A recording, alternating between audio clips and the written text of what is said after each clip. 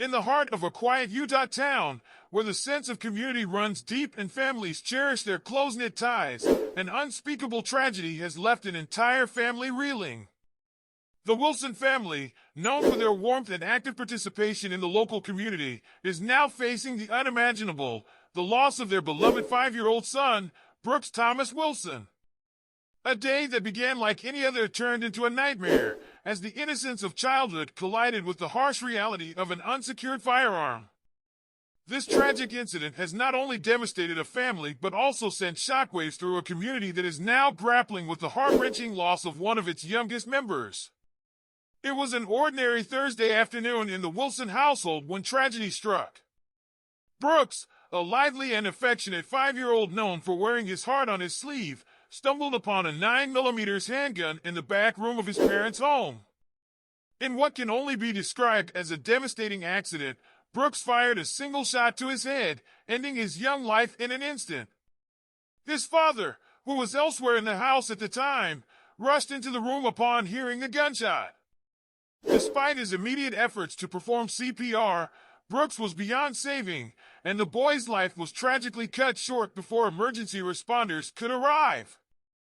The incident has left the Wilson family shattered. Kristen Wilson, Brooks' mother, is a local preschool teacher who has touched the lives of many children in the community. Together with her husband Brian, they are raising 4 children, including Brooks. Their grief is unimaginable, a sorrow so profound that it has left the entire town of Santaquin in mourning. In a statement released by the family, they described the shooting as an unimaginable tragedy and expressed their deep regret that such an event could occur. Our hearts are shattered, and we hope that our family's loss serves as a poignant reminder of how quickly life can change, the statement read, resonating with parents everywhere who are now holding their own children a little closer. The tragic accident has sparked a wider conversation about gun safety and the responsibilities that come with firearm ownership. Utah, like many other states, does not have laws that require unattended firearms to be secured or to be sold with locking devices. This absence of regulation has left many questioning how such a preventable tragedy could happen.